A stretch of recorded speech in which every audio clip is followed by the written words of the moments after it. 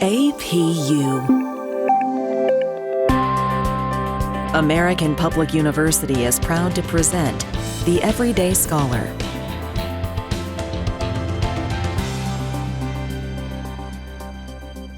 Hello and welcome to our Voices in the Field podcast series, brought to you by the APUS Sports Management Program. My name is Jim Reese, and along with my marvelous colleague, Dr. Brittany Jacobs, we'll be your co-host for today's program. Good morning, Britt. Hey, everybody. How are you? Doing great. We're excited to introduce our guest today, Miss Kellie Cavalier, VP of Pro Ops and Events at League One Volleyball. Hello, Kellie. Hi there. Good morning. Thanks for being here. Thanks for taking time out of your schedule to be with us today. Happy to be here. Britt and I had a chance to review your website. It is, I have to say, the video banners it's one of the best I've ever seen. I don't know who does your website, but tell them they're doing a fantastic job because it looks great. Well, thank you for that. Yeah, we aim to be a little bit different at Love, or League One Volleyball, pronounced Love. And we are really interested in not emulating sort of the masculinity necessarily that exists in a majority of sort of the sports sphere. And so we're sort of not afraid to be pink and colorful and just really embrace who we are and the growth of women's sport. It really captures your attention, so it's fantastic. Would you please give us a little background about your career path and how you got started in sports? That would be great. Yeah, absolutely. I grew up playing sports most of my life, but it wasn't until high school that I realized that there was sort of a place in it for me. And when I was in high school, I participated in something called the World Scholar Athlete Games. And this was a joining of 1,200 to 1,400 young people from over 100 countries. And we all came together to participate in our specific sport or art specialty. At that point, I played soccer. So I played soccer there. And we had this opportunity. It was sort of like a young leaders program as well. You had the competition and you had so much education and important and valuable speakers talking about critical subjects of that day and how we as young people were already leaders and how we could take sort of our strength and our power forward into the lives that we were going to develop.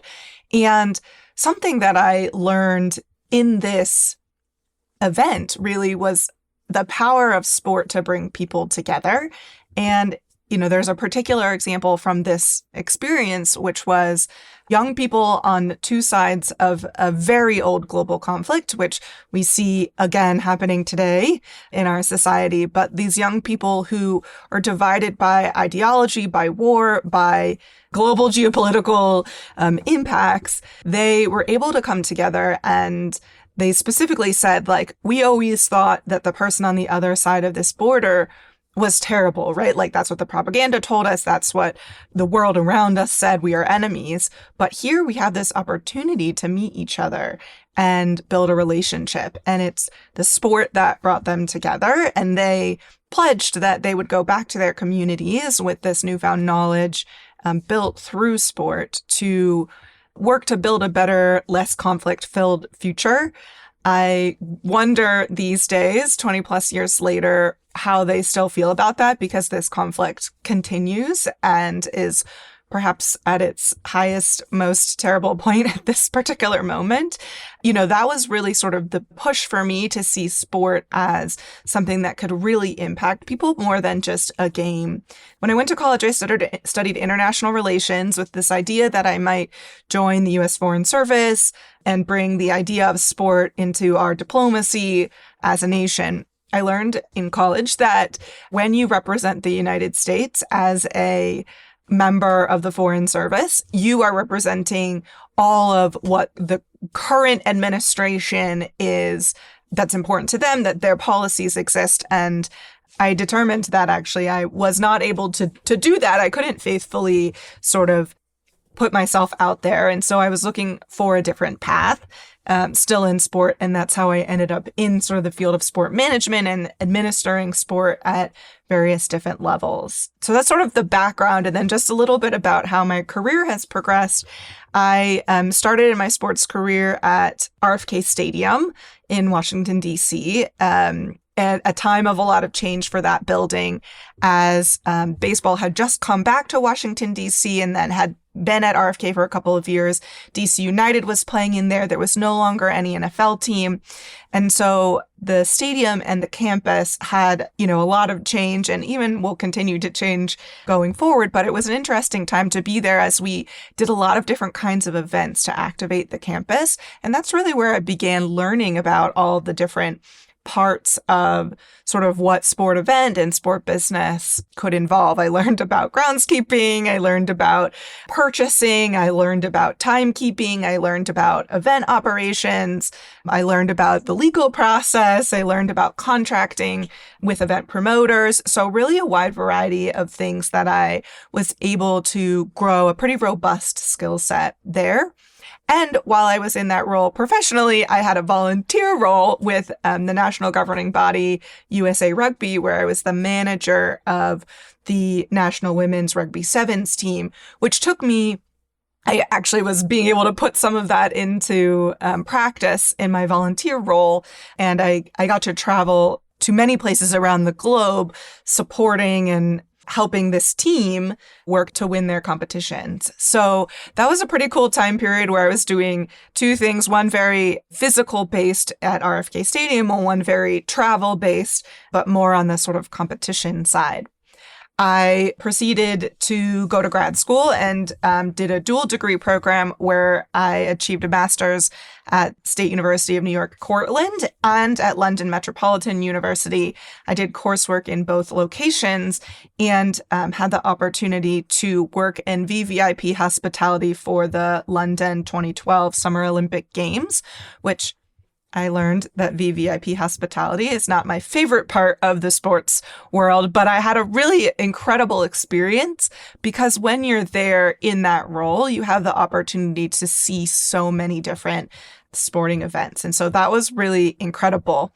After grad school, I returned to the United States to a full-time role at USA Rugby, where over a period of 6 years, I grew from sort of the junior person in the department to lead the department of all of the events that we hosted in the U.S., all of the national team games, supporting international tournaments in the U.S.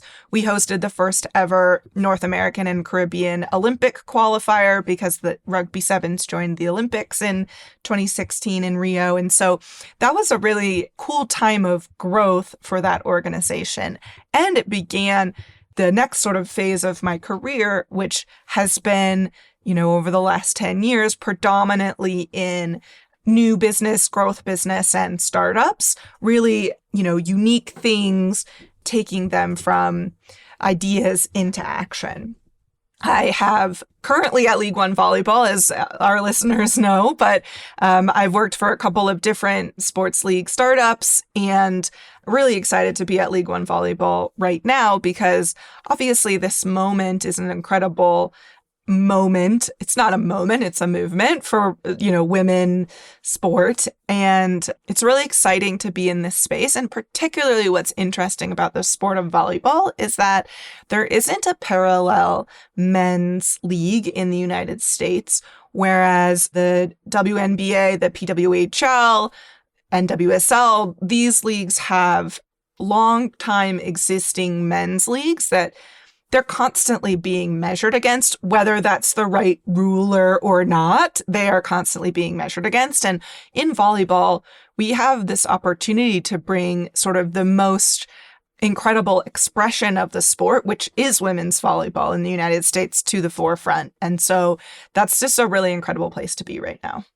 Oh my gosh, you touched on so many things in there that Britt and we talk about all the time. Sometimes you have to do something to realize you don't want to do it.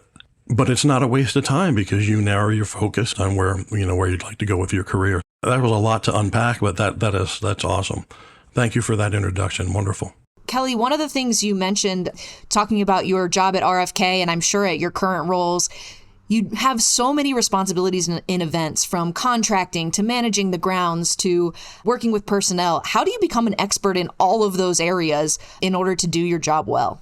That's a great question. I think that it's a lot of on-the-job learning, to be perfectly honest. You can read textbooks and you can understand the theory behind business and management and all of that. But honestly, I think I've built most of my skill set from on-the-job learning, like having mentors that are willing to show you the ropes and understand that you're not going to know anything necessarily when you start, and that to help you build your skill set. And I think as well, the innate desire to figure it out is also really helpful. Identifying what you know and then identifying what you don't know. I think those are two really key things. And then finding the folks that can help you understand the parts that you don't know. In my career, it's also been really interesting. There are so many things that at the outset, I had no idea that I would become, I don't want to say an expert, but knowledgeable in. And sometimes it's enough knowledge to just get to the next point and you continue building. One that I like to talk about is broadcast, television broadcast. I never anticipated going into event operations that I would just even be really engaged and involved with broadcast. But now I have a great amount of knowledge. Do not ask me to stand behind a camera. I will not do a great job there. But, in the sense that I know what I need to ask of the various folks that are involved. I know how to get the things I need from a venue or a vendor to be successful. And I think that's a key piece, is that you learn and you develop. And actually, it's fun because there's so many things that you don't know that you get to learn about over time. Thank you. That hands-on training is so important. And Jim and I try to stress to our students all the time, just get out there and volunteer, just try it. And you'll potentially find someone, like you mentioned, a good mentor that'll help you along the way. It's the students that show that ambition to, I guess, embrace responsibility and not just, hang out on their phones after they're, they say, they finish a task and, hey, Kelly, what else you got for me? I finished that. And that's the kind of, initiative that people are looking for. Is there anything else, since you've been through that, is there anything else that you look for, when you're mentoring younger people? Is any other skills like that you're looking for? Yeah, I think what you're saying there about just sort of having just a bit of foresight and gumption, I'd much rather work with someone that has zero knowledge, but a very open sense of willing to try it, willing to do it, looking for work. That is an incredible thing that is really difficult to teach. And so, when I've had interns or early stage career folks in my vicinity, I think that's what I'm looking for when I have the opportunity to hire someone like that. And recently at Love, that's exactly what we did. There was a young woman who had been in contract roles recently out of college, had a great knowledge of the sport, but really no knowledge yet of how operations worked. And we brought her on full time because it was so clear that even though she had a lot to learn, she said, yes, she looked for work. She said, oh, here's this idea. Let's do this. And that's where you get to grow and you can cultivate sort of that knowledge that I was mentioning before that you never really know that you're going to get. You just don't know all of the areas. It's not possible when you're new to the field. So I think that to me is the number one most important thing. And then we can teach everything else. No, absolutely. And we had Britt and I had a student that volunteered at the Live tournament a few weeks ago in DC, and he drove in from Kentucky for the weekend just to work the event. So we knew he was going to do a good job just because of that. So, this is I hope our students, will take these things to heart from the standpoint of, the approach that they work when they go to try to build their resume and break into the industry. How is it working for a startup in comparison to a more established league, something like USA Rugby or working for RFK like you did previously? I think something about a startup is that most people come to it with a passion, especially in sport, right? Maybe in other fields like tech, there's a different reason that people go to startups. But in sport, there's typically a real passion that someone brings to the project. And that's an incredible thing. It's energy and enthusiasm and dedication to the mission of the organization. And at League One Volleyball, this is the case, in sort of more front-facing roles where my team, where we're out there working with venues and producing game days, but also in our sort of back office roles, like folks that are in our HR team, in our finance team, in our legal team. All of those folks are here because they bring a skill set, but they're also super connected to the mission. And so the one value there, I think, is that when the going gets tough, you get to fall back on the purpose that you have, specifically like your why for being there. Britt, that's a great question. And to follow up, well, also, Kellie, it's really nice in a startup to be able to put your fingerprint on something too, and to say, you know what, I had an opportunity to contribute to the growth of the organization. Speaking of that, it looks like about 6 months in now. Do I have that correct?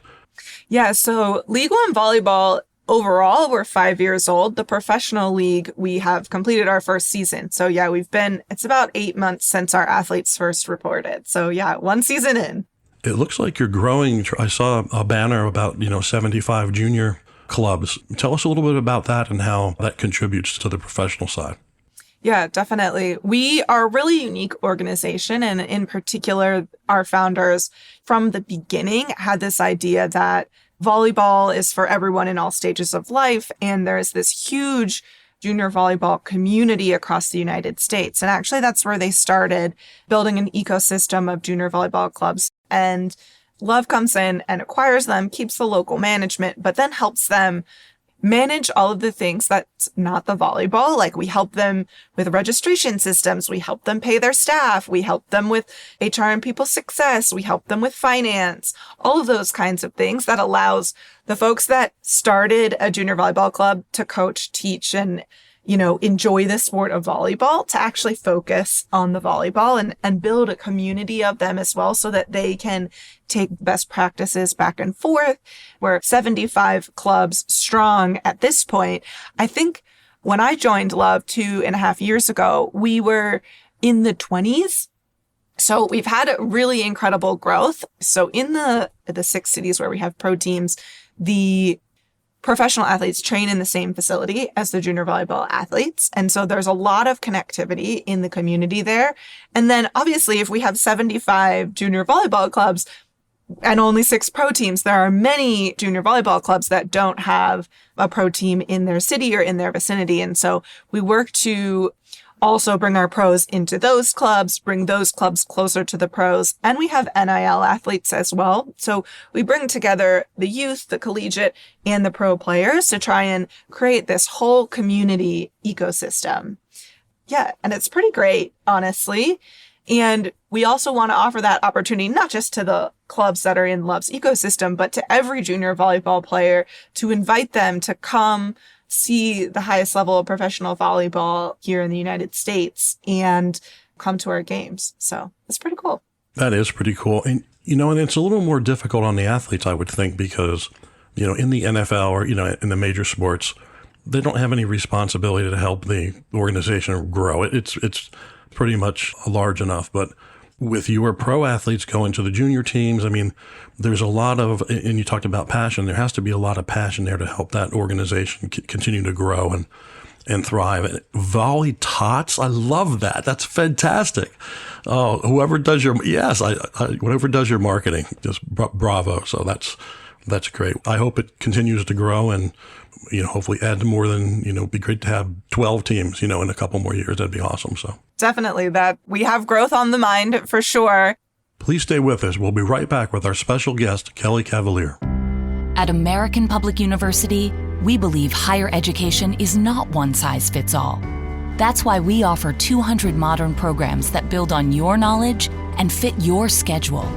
Because we believe universities should adapt to the needs of students, not the other way around. American Public University, within reach, without limits. Online classes start every month. Learn more at AmericanPublicU.com. Thanks for staying with us. We're back with today's guest, Kellie Cavalier. Now let's get back to the discussion. Kellie, you mentioned there are 6 teams in 6 cities. How did you decide what those cities are going to be when you were starting this league just a few years ago? Yeah, that was actually part of my job when I first joined League One Volleyball, was to evaluate the markets across the United States. So we started with 38 markets and we used a lot of different data, including what the landscape looked like for professional sport in the cities, cost of living, sort of your general economic factors. And then we also looked at the participation of junior volleyball in the cities and collegiate volleyball fandom as well, among other factors. And the cities we settled on, as we've discussed, we have this connectivity with junior volleyball. And so we wanted to also make sure that we were connected with junior volleyball in those markets. And two of our markets, Atlanta and Houston, are big markets, right? They're big cities, but we have really large junior volleyball programs in those markets that we're deeply connected to. So those were very obvious markets for us.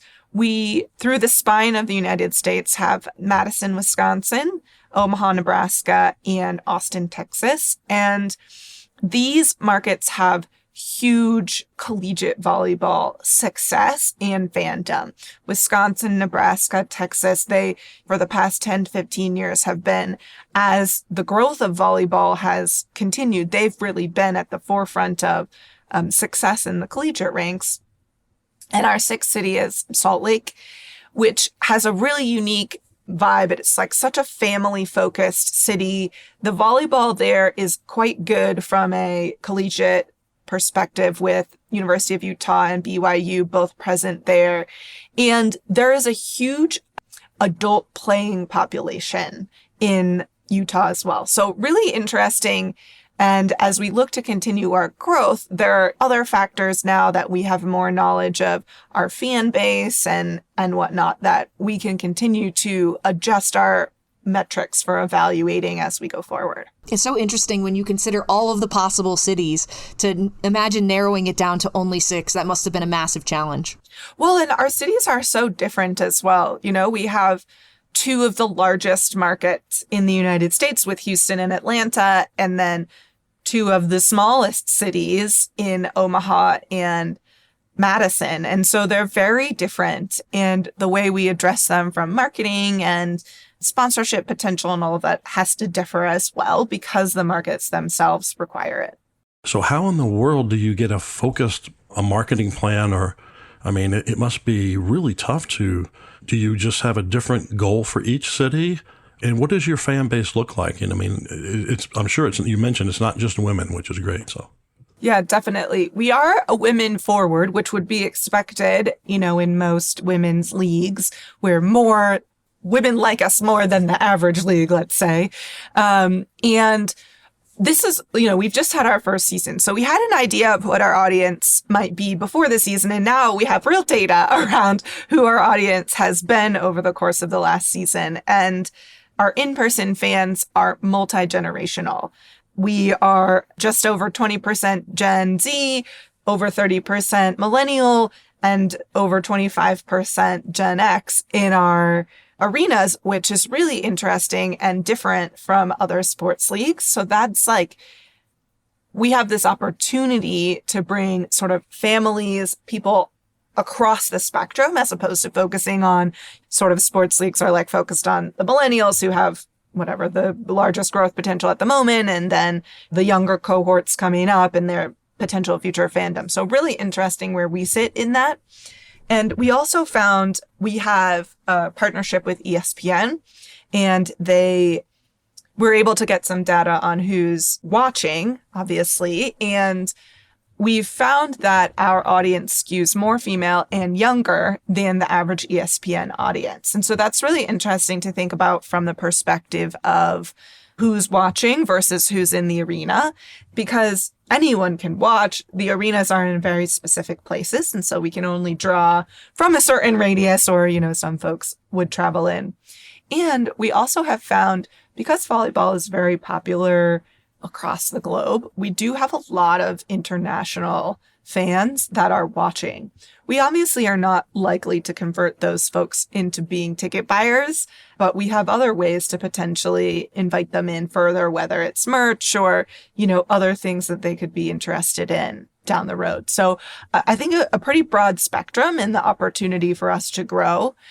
As it relates to your question about each market, that is something that is really interesting in a centrally owned and operated league. like League One Volleyball. So we have sort of a centralized brand and marketing team. And then we also have teams in each market. And so they are focused locally on tweaking and adjusting to meet the needs of the market. They would do something different in a big market versus a smaller market. And a lot of it comes down to really getting very ingrained with the community, because those are the folks that will come out, right? You have to build into the fabric of a city, just like we see with, longer standing professional sports leagues. And it takes time, but I think our community relationships are really what begin to drive local fandom.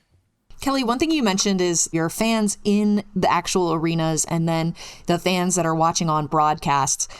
From an events perspective, how do you cater to both of them, making it a beautifully broadcast game that looks and feels great, but also when you're in the stadium that it feels awesome if you're there? We have two different departments that oversee those things, but in operations, it's our responsibility to make sure that all is delivered well. From the broadcast side, we would essentially have an executive producer, and their job is to determine the vision for what we want Love's broadcast to look like. What do we want people to see? What are the angles? What's the data that we want to share with them? They're in charge of the vision, and then we work to execute that in the arena. We think about where the cameras go, what they're catching. We think about how we seat our fans in the building to make it a exciting environment for the TV watchers. And, we just think about operationally, how do we keep it smooth, timeouts and media timeouts and all those kinds of things that allow the broadcast to function smoothly while also making the in-arena fan experience critically enjoyable. It's because it's really important. We also have a fan experience department where essentially they're focused on what folks are experiencing there in the arena, as well as in the lead up to, we look at what's the ticket buying process. What is it like when you park and come in? Do you get in quickly? Are folks frustrated by the bag check process? Have we communicated well enough to them in advance? And also, how do we entertain them when they come in? So I think that's both of those things work together. And volleyball is a really interesting sport for both of these areas because there is no clock and there is no set end.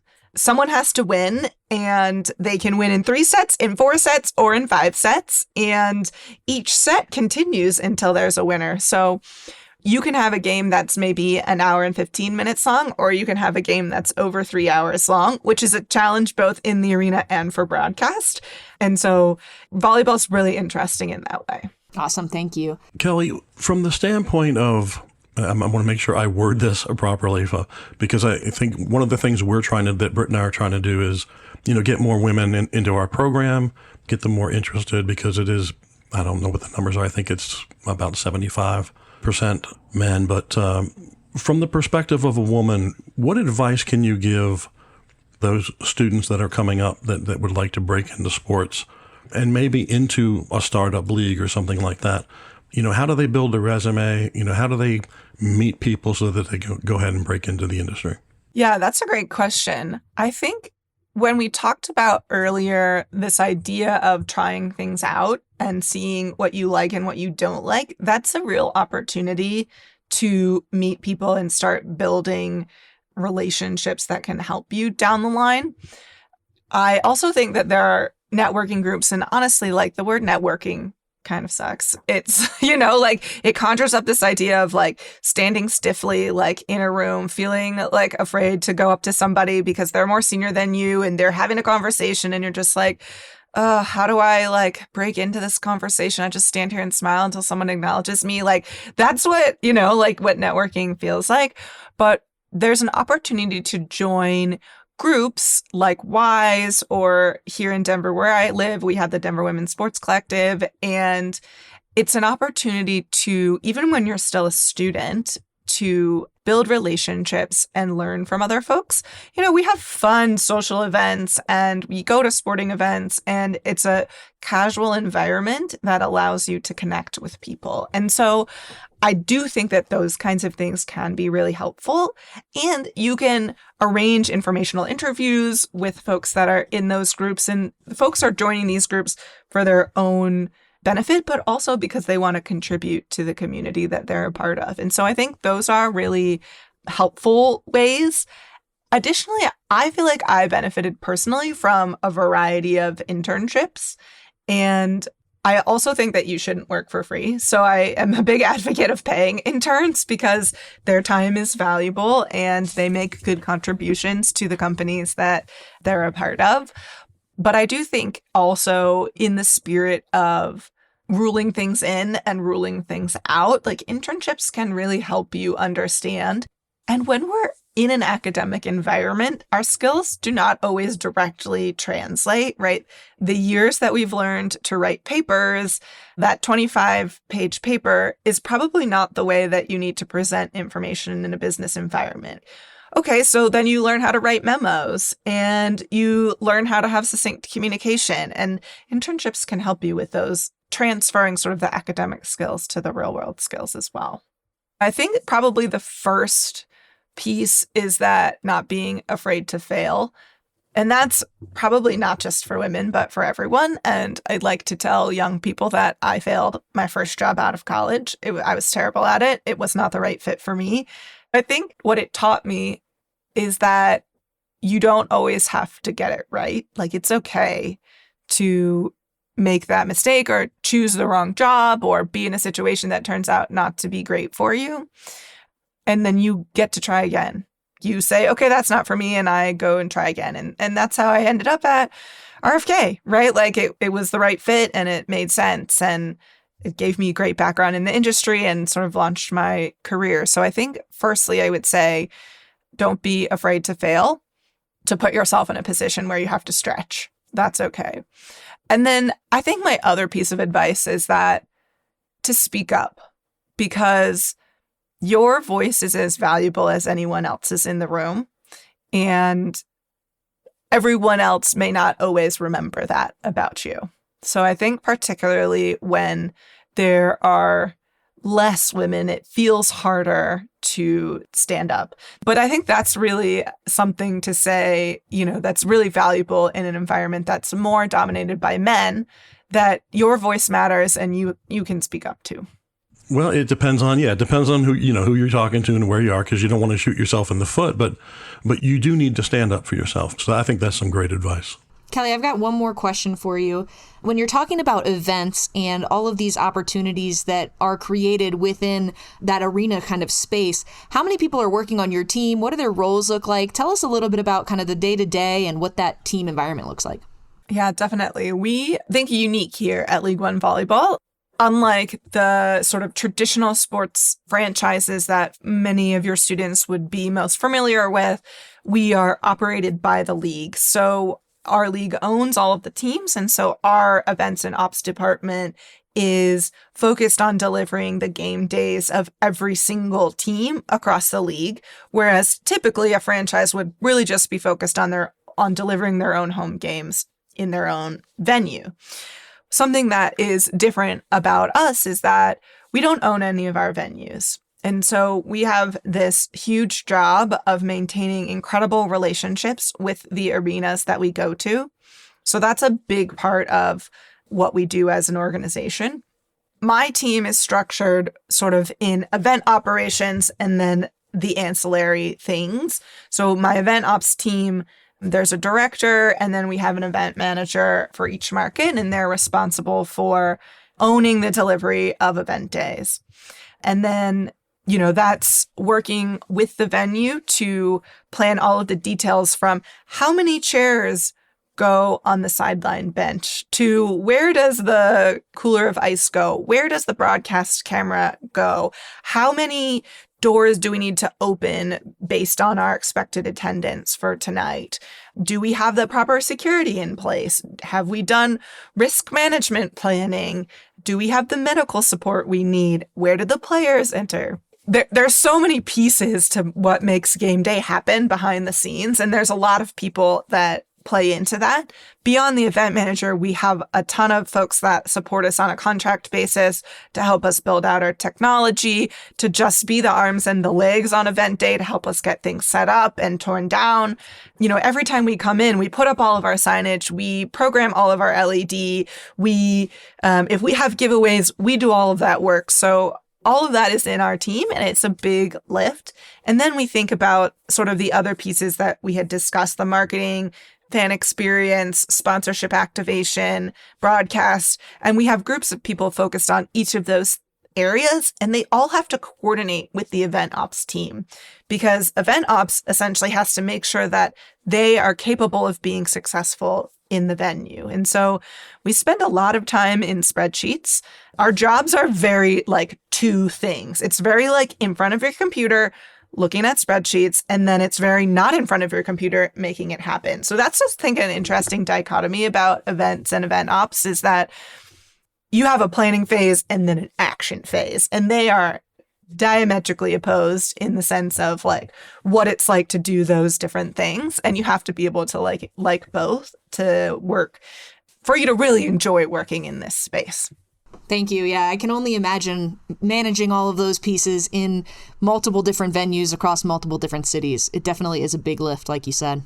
All right, Kelly. Now, Britt and I always have one question that we ask at the end, and it's, what's next for Kellie Cavalier? That's one thing to say also, is that about League One Volleyball, is that we work really hard, and it's also very important that we are humans. And so I think that's something that's really cool about where I am right now. Our season is so busy. There's no days off really in that time period, but we work really hard to balance that. I'm looking forward to some balance at the end of the summer when I head there. In terms of the long-term phase, honestly, it kind of doesn't matter. I'm happy where I'm at right now. We're doing really cool things. We're building something truly unique and impactful. And I'm not looking ahead, because what we're doing right now is so great. Well, that's awesome. And, you just never know. And you've touched so many different things in your career. You just never know what door could open. It is so important because in our field, it's a small circle, as we always say.